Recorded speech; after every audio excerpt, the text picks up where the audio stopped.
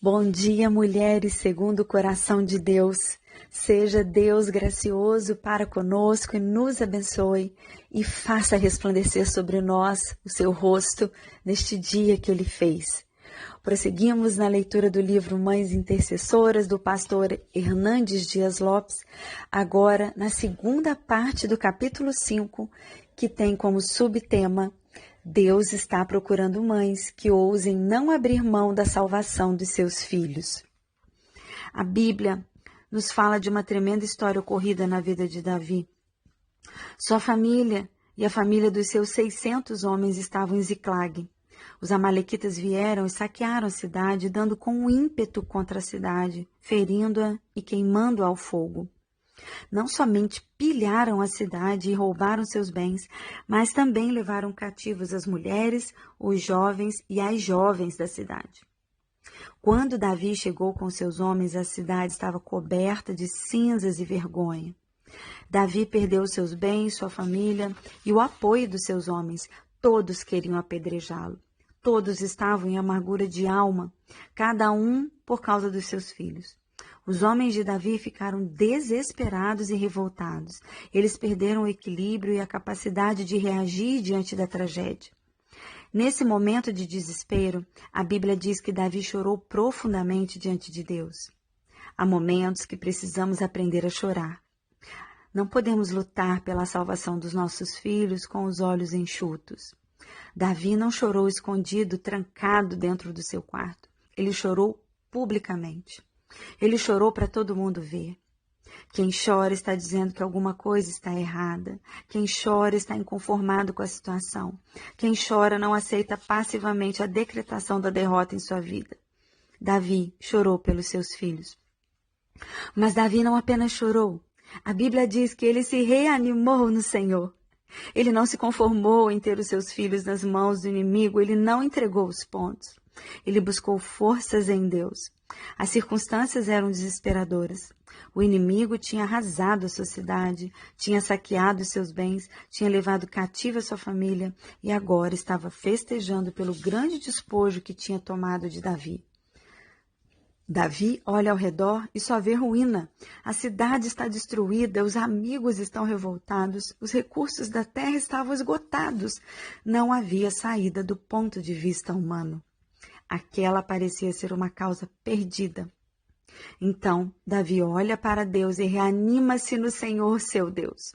Deus está procurando pais e mães que não olhem apenas para as circunstâncias, mas que ousem se reanimar no meio da tragédia. Deus está procurando pais e mães que ousem confiar no seu socorro, ainda que o inimigo esteja ganhando. Davi se reanima não porque é forte, não porque o inimigo é fraco. Ele se reanima não porque tem um exército valente ao seu lado, nem porque tem estratégias infalíveis para desbancar o adversário. Ele se revigora a despeito dos seus recursos. Ele se fortalece a despeito da sua fraqueza. Ele se reanima exclusivamente em Deus. O limite do homem é a oportunidade de Deus. Quando o homem chega ao fim da linha, ele está próximo de um milagre. Quando todas as soluções da terra se esgotam, estamos no limiar de uma retumbante vitória vinda de Deus. Davi não se reanima na força da sua carne. Ele não trombeteia sua valentia. Ele não faz propaganda de suas bravatas. Ao contrário, ele se fortalece no Senhor e cai de joelhos na presença do Deus Todo-Poderoso. A vitória não é consequência da luta, mas da oração. Quem ora, alia-se ao Todo-Poderoso. Quem ora, busca os recursos do céu.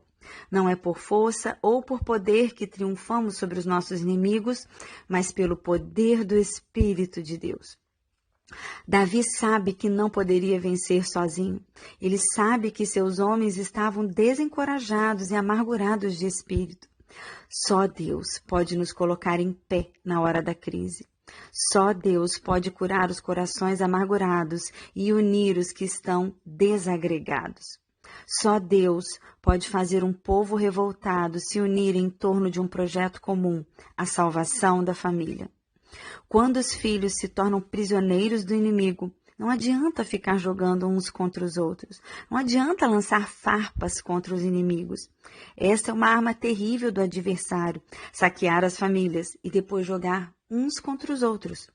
Em vez dos homens de Davi se unirem para derrotar o inimigo e tomar de volta os seus filhos, eles queriam apedrejar Davi. Muitas vezes os pais, em vez de se unirem em oração, pedindo a Deus a libertação dos filhos, entram em verdadeiras batalhas, lançando dardos envenenados um contra o outro, transferindo a culpa ou responsabilidade um ao outro pelo fracasso e pela derrota. Davi busca a Deus quando não havia mais nenhuma porta de saída na terra. Quando os recursos dos homens acabam, os recursos de Deus ainda são inesgotáveis. Quando as soluções humanas chegam ao fim, Deus continua se manifestando salvadoramente. Para Deus não há impossíveis. Nunca devemos desistir. Nunca devemos abrir mão de tomar os nossos filhos de volta. Jamais devemos nos conformar em deixar os nossos filhos nas mãos do inimigo. A oração de Davi foi específica.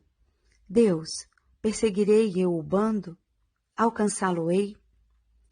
Em outras palavras, Davi estava dizendo, Deus, estou perdendo feio para o inimigo. Vou deixar as coisas ficar assim mesmo? Vou ficar passivo diante da derrota amarga? Vou aceitar quieto a decretação da derrota na minha vida? Vou permitir que o inimigo fique com os meus filhos sob o seu poder? Ou vou reagir, Senhor? O bonito da oração é que Deus a responde. Ele diz, invoca-me no dia da angústia, eu te livrarei e tu me glorificarás. Salmo 50:15. Deus ouviu a oração de Davi, Deus respondeu ao clamor de Davi e lhe disse, vai, persegue o bando, porque tudo que o inimigo tomou de você, você vai trazer de volta. Deus nos promete vitória e não ausência de luta. Deus nos promete chegada certa e não caminhada fácil. Deus dá a vitória, mas nós devemos empunhar as armas de combate. Davi levanta-se da oração como um gigante. Ele agora tem a promessa de Deus em suas mãos. Um homem que toma posse da promessa de Deus não recua diante dos inimigos, não retrocede diante das dificuldades. Davi parte com seus homens não como um aventureiro, mas como um campeão, sabendo que a vitória não viria de sua destreza, mas das mãos de Deus. Davi triunfou sobre os seus inimigos, recuperou seus bens, as suas mulheres, os seus filhos e as suas filhas. O inimigo foi derrotado, espoliado e envergonhado. E Davi e seus homens voltaram para a cidade trazendo os despojos.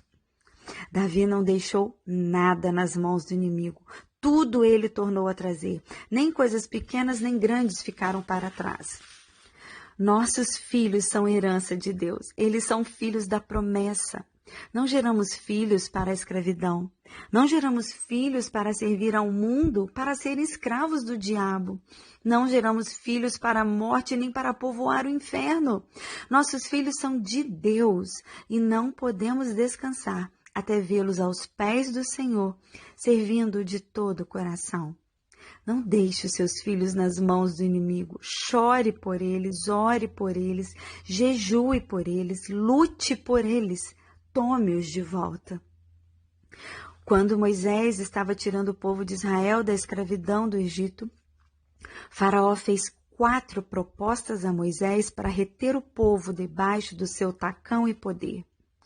Primeiro, queria que o povo servisse a Deus no Egito mesmo. Êxodo 8:25. Há muitas pessoas pensando que podem servir ao Senhor e levantar altares a Deus no Egito, no mundo. Moisés rejeitou peremptoriamente a proposta de Faraó. Segundo, Faraó queria que o povo ficasse próximo do Egito. Este é um grande perigo, viver perto do Egito, viver flertando o mundo, sem ter a coragem de fazer uma entrega completa ao Senhor. Terceiro, Faraó queria que os jovens ficassem no Egito. Há muitos que pensam que o lugar do jovem desfrutar a vida é no Egito. Muitos acham que o jovem tem mesmo que curtir a vida, aproveitando todos os prazeres que o mundo oferece. Mas Moisés rechaçou a proposta de Faraó, mostrando que o lugar dos jovens gozarem a vida é na presença de Deus. Finalmente, Faraó queria que o povo saísse, mas deixasse o seu dinheiro no Egito. Há aqueles que pensam que podem servir a Deus e ao dinheiro ao mesmo tempo. Se o nosso dinheiro não está a serviço de Deus, nós ainda não adoramos a Deus. É impossível servir a Deus e as riquezas ao mesmo tempo. Moisés foi categórico, dizendo que nem uma unha iria ficar no Egito. Tudo que eles eram e tinham era de Deus, estava a serviço do Senhor. Assim também devemos fazer. Nossos bens, nossa vida e nossos filhos pertencem a Deus. Devemos consagrá-los ao Senhor e jamais abrir mão de vê-los salvos e servindo ao Senhor.